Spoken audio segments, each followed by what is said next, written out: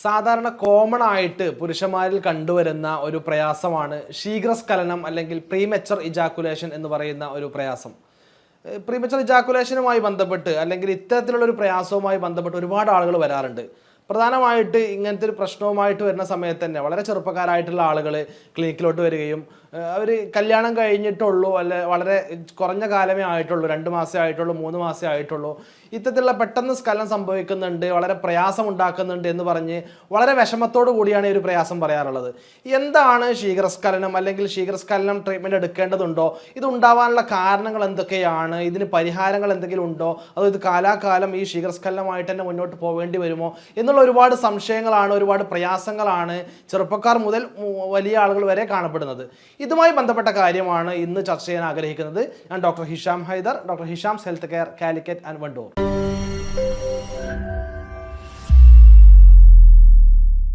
Normally premature ejaculation ശീഘ്രസ്ഖലനം എന്ന് പറയുന്നത് പെട്ടെന്ന് തന്നെ നമ്മൾ ഉദ്ദേശിക്കുന്നതിൻ്റെ മുമ്പ് തന്നെ സ്ഖലനം സംഭവിക്കുന്നതിനെയാണ്, അല്ലെങ്കിൽ 1 മിനിറ്റിനുള്ളിൽ തന്നെ സ്ഖലനം സംഭവിക്കുന്നതിനൊക്കെയാണ് ശീഘ്രസ്ഖലനം എന്ന് പറയുക. പ്രധാനമായിട്ട് ഒരുപാട് ആളുകൾ പറയാറുണ്ട് എനിക്ക് ഇത്ര സമയം കിട്ടുന്നില്ല എന്നൊക്കെ. അത് നോർമലി ഒരു സമയം വെച്ചിട്ടല്ല ശീഘ്രസ്ഖലനത്തെ ഡയഗ്നോസ് ചെയ്യുന്നത്. നമ്മൾ പ്രതീക്ഷിക്കുന്നതിലും മുമ്പായിട്ട് പോകുന്നു, അല്ലെങ്കിൽ പാർട്ട്ണറെ തൃപ്തിപ്പെടുത്താൻ കഴിയുന്നതിൻ്റെ മുമ്പായിട്ട് സ്ഖലനം സംഭവിക്കുന്നതിനെയാണ് ശീഘ്രസ്ഖലനം എന്ന് പറയുന്നത്. ഇത് നോർമലി കോമൺ ആയിട്ട് ഒരുപാട് ആളുകളിൽ മറ്റുള്ള അസുഖങ്ങളെ, മറ്റുള്ള ലൈംഗിക പ്രശ്നങ്ങളെ അപേക്ഷിച്ച് ഒരുപാട് കൂടുതലായിട്ട് ആളുകളെ കാണപ്പെടുന്ന ഒന്നാണ് ഈ ശീഘ്രസ്ഖലനം എന്ന് പറയുന്നത്. ഇനി ഈ ശീഘ്രസ്ഖലനം ഉണ്ടാകുമ്പോൾ അത് അയാളെ ബാധിക്കുന്ന പ്രശ്നങ്ങളാണ്. ഒന്ന് ടെൻഷൻ, സ്ട്രെസ്സ്, അഥവാ ഈ ശീഘ്രസ്ഖലനം വന്നു, എനിക്ക് എൻ്റെ പങ്കാളിയെ തൃപ്തിപ്പെടുത്താൻ കഴിഞ്ഞിട്ടില്ല എന്നുള്ള ആലോചിച്ചുകൊണ്ട് അദ്ദേഹത്തെ സ്ട്രെസ്ഡ് ആവുകയും ടെൻഷൻ ആവുകയും ചെയ്യുന്നു. അദ്ദേഹത്തിന് മാനസിക പ്രയാസം ഉണ്ടാക്കുന്നു, അദ്ദേഹത്തിന് ജോലിയിൽ കോൺസെൻട്രേറ്റ് ചെയ്യാൻ പറ്റാതിരിക്കുന്നു. ഈ ടെൻഷൻ ഉണ്ടാകുന്നത് കാരണം തന്നെ നമ്മുടെ സ്ട്രെസ് ഹോർമോൺസ് കൂടുകയും ഡോപ്പമൈൻ കുറയുകയും അങ്ങനെയുള്ള പ്രശ്നം കൂടി കൊണ്ടുവരികയും ചെയ്യുന്നു. അതുപോലെ തന്നെ ഇത്തരത്തിലുള്ള ശീഘ്രസ്ഖലനം ഉണ്ടാകുമ്പോൾ അത് ആ ദമ്പതിമാർക്കിടയിൽ ആ റിലേഷൻഷിപ്പിൽ വിള്ളലുകൾ ഉണ്ടാക്കുന്നു. ആ റിലേഷൻഷിപ്പുകളിൽ വിള്ളലുകൾ ഉണ്ടാക്കുകയും അവർ തമ്മിൽ അകൽച്ച കൂടാനും ഈ ഒരു ശീഘ്രസ്ഖലനം കാരണമാവാറുണ്ട്. അതുപോലെ തന്നെ ഈ ശീഘ്രസ്ഖലനം ഉള്ള ആളുകളിൽ ചില സമയങ്ങളിൽ ശീഘ്രസ്ഖലനം കാരണം മറ്റു ഉദാഹരണ പ്രശ്നങ്ങളൊക്കെ കണ്ടുവരാറുണ്ട്. കാരണം ഈ പെട്ടെന്ന് തന്നെ സ്ഖലനം സംഭവിക്കുന്നത് കാരണം പെട്ടെന്ന് തന്നെ ഉദാഹരണം ആവാത്ത രീതിയിലേക്ക് മാറുന്ന ഒരു സാഹചര്യം ചില ആളുകളിൽ കണ്ടുവരാറുണ്ട്. ഇതൊക്കെയാണ് ഈ ശീഘ്രസ്ഖലനം ഉണ്ടാകുമ്പോൾ ആളുകളിൽ കണ്ടുവരുന്ന, അതിൽ ഈ ശീഘ്രസ്ഖലനം കാരണം ഒരാളുകൾക്ക് ഉണ്ടാകുന്ന പ്രയാസം എന്ന് പറയുന്നത്. 2 തരത്തിലാണ് ശീഘ്രസ്ഖലനം പൊതുവെ ഉള്ളത്. ഒന്ന് പ്രൈമറി ആണ്, 2 സെക്കൻഡറി ആണ്. പ്രൈമറി ശീഘ്രസ്ഖലനം അല്ലെങ്കിൽ പ്രൈമറി പ്രീമച്ചർ ഇജാക്കുലേഷൻ എന്ന് പറയുന്നത് ആദ്യത്തെ സെക്ഷൽ എക്സ്പീരിയൻസ് മുതൽ തന്നെ, അല്ലെങ്കിൽ ഫസ്റ്റ് മുതൽ ചെറുപ്പത്തിൽ ആ കുട്ടിക്കാലം മുതൽ തന്നെ ഉണ്ടാവുന്ന എക്സ്പീരിയൻസിലൊക്കെ വളരെ പെട്ടെന്ന് തന്നെ പോകുന്നു, വളരെ പെട്ടെന്ന് തന്നെ സ്ഖലനം സംഭവിക്കുന്നു. അത് ലൈഫ് ലോങ് പ്രീമച്ചർ ഇജാക്കുലേഷൻ എന്ന് പറയാം. അതാണ് പ്രൈമറി പ്രീമച്ചർ ഇജാക്കുലേഷൻ. രണ്ടാമത്തെ സെക്കൻഡറി എന്ന് പറയുന്നത് അക്വയർഡ് പ്രീമച്ചർ ഇജാക്കുലേഷൻ ആണ്. അഥവാ സാവധാനം, ആദ്യമൊക്കെ നോർമലായിരുന്നു, പിന്നീട് വർഷങ്ങൾക്ക് ശേഷം, ഒരുപാട് കാലത്തിന് ശേഷം പെട്ടെന്ന് തന്നെ സ്ഖലനം സംഭവിച്ചിട്ട് ശീഘ്രസ്ഖലനം കാണപ്പെടുന്നു. അതാണ് അക്വയർഡ് പ്രീമച്ചർ ഇജാക്കുലേഷൻ അല്ലെങ്കിൽ സെക്കൻഡറി എന്ന് പറയുന്നത്. ഇതിന് കാരണങ്ങൾ 2 തലത്തിലുള്ള കാരണങ്ങളാണ്. ഒന്ന് സൈക്കോളജിക്കൽ ആയിട്ടുള്ള കാരണങ്ങൾ ഇതിനുണ്ട്, അതുപോലെ തന്നെ ഫിസിക്കൽ ആയിട്ടുള്ള കാരണങ്ങളും ഈ ഒരു പ്രശ്നത്തിനുണ്ട്. സൈക്കോളജിക്കൽ കാരണങ്ങൾ എന്തൊക്കെയാണെന്ന് നമുക്ക് നോക്കാം. പ്രധാനമായിട്ട് സൈക്കോളജിക്കൽ കാരണങ്ങൾ എന്ന് പറയുന്നത് ഒന്നാമത്തെ സ്ട്രെസ് ഒക്കെ തന്നെയാണ്. ഒരാൾക്ക് അദ്ദേഹത്തിൻ്റെ ജോലിയുമായി ബന്ധപ്പെട്ട എന്തെങ്കിലും പ്രശ്നങ്ങൾ ഉണ്ടെങ്കിൽ, മാനസിക പ്രയാസം, മാനസിക സമ്മർദ്ദം, അല്ലെങ്കിൽ ഫിനാൻഷ്യൽ ക്രൈസിസ്, സാമ്പത്തികപരമായിട്ട് എന്തെങ്കിലും പ്രയാസങ്ങൾ, ബുദ്ധിമുട്ടുകൾ, കുടുംബത്തിൽ, ഫാമിലികളിൽ അല്ലെങ്കിൽ സൊസൈറ്റിയിൽ എന്തെങ്കിലും പ്രശ്നങ്ങൾ, ഇണയുമായിട്ട് എന്തെങ്കിലും പ്രശ്നങ്ങളൊക്കെ ഉണ്ടെങ്കിൽ എന്ത് ചെയ്യും, ഇത്തരത്തിലുള്ള സ്ട്രെസ് ഉണ്ടാവും, അതിനെക്കുറിച്ച് തന്നെ ആലോചിച്ചിരിക്കും, ടെൻഷൻ ആവും, ആങ്സൈറ്റി ആവും. അത് ഇത്തരത്തിലുള്ള പ്രീമച്ചർ ഇജാക്കുലേഷനിലേക്ക്, ശീഘ്രസ്ഖലനത്തിലേക്ക് ചെന്നെത്തിക്കും. അതുപോലെ തന്നെയാണ് മറ്റു നേരത്തെ പറഞ്ഞ പോലെ തന്നെ ഈ പ്രീമച്ചർ ഇജാക്കുലേഷൻ ഉള്ള ആളുകൾക്ക് ഇ ഡി വരും എന്ന് പറഞ്ഞ പോലെ തന്നെ ഇ ഡി ഉള്ള ആളുകൾക്ക് ഈ പ്രീമച്ചർ ഇജാക്കുലേഷനും കാണപ്പെടാറുണ്ട്.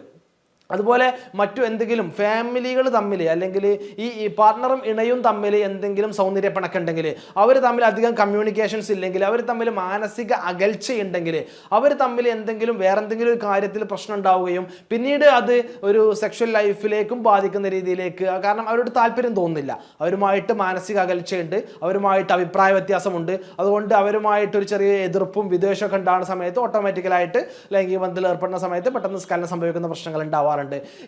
ഇത്തരത്തിലുള്ള ഡിപ്രഷനുള്ള ആളുകളുണ്ട് ഒരുപാട്, മറ്റെന്തെങ്കിലും പ്രയാസം കാരണം അല്ലെങ്കിൽ ചെറുപ്പം മുതലേ ഡിപ്രഷനുള്ള ആളുകൾ, ഇങ്ങനെ ഡിപ്രഷനുള്ള ആളുകൾക്കൊക്കെ ഈ ശീഘ്രസ്ഖലനം കണ്ടുവരാറുണ്ട്. മറ്റൊന്നാണ് ഫിസിക്കൽ കോസസ് എന്ന് പറയുന്നത്. അഥവാ മറ്റെന്തെങ്കിലും പ്രശ്നങ്ങൾ കാരണം, മാനസിക പ്രശ്നങ്ങളല്ലാത്ത കാരണങ്ങൾ കൊണ്ടുണ്ടാവുന്ന ശീഘ്രസ്ഖലനത്തെ ഇത്തരത്തിലുള്ള ഫിസിക്കൽ കോസ് കൊണ്ടുണ്ടാകുന്ന ശീഘ്രസ്ഖലനമാണ്.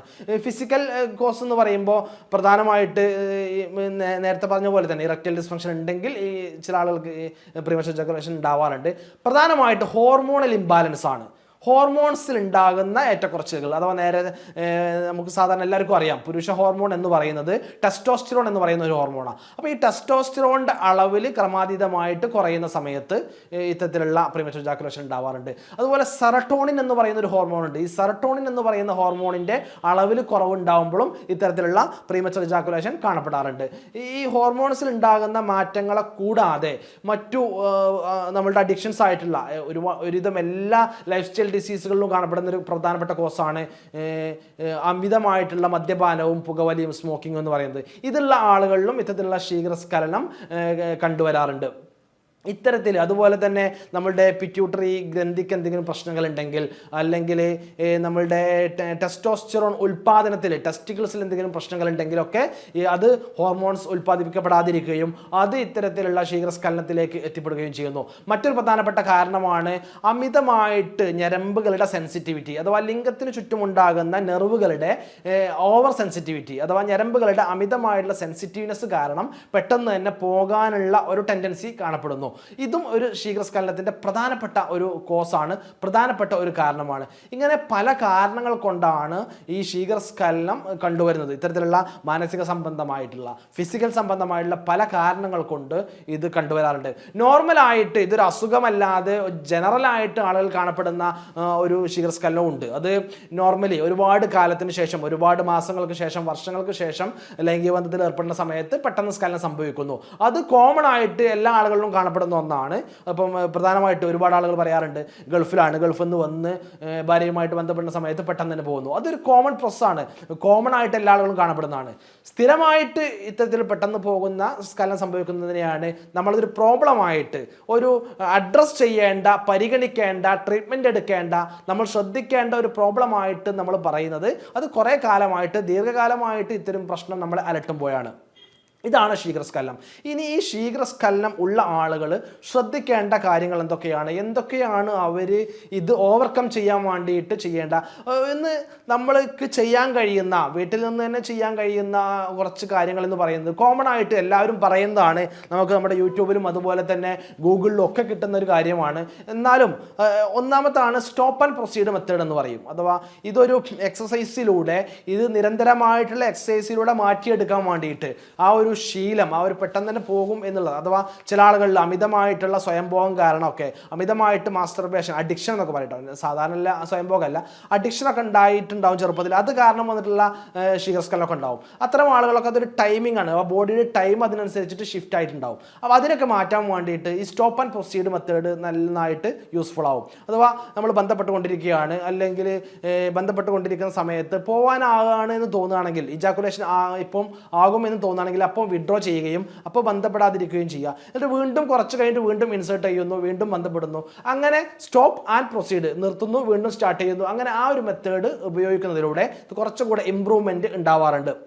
മറ്റൊന്നാണ് സ്ക്യൂസ് മെത്തേഡ് എന്ന് പറയും. അഥവാ സ്ഖലനം സംഭവിക്കാൻ പോകുന്നു, ഇജാക്കുലേഷൻ നടക്കാൻ പോകുന്നു എന്ന് തോന്നുന്ന സമയത്ത് നമ്മൾ പെനിസിൻ്റെ ടിപ്പിലൊന്ന് വിരൽ കൊണ്ട് പ്രസ് ചെയ്ത് പിടിക്കുക, ഒന്ന് നന്നായിട്ട് അമർത്തി പിടിക്കുക.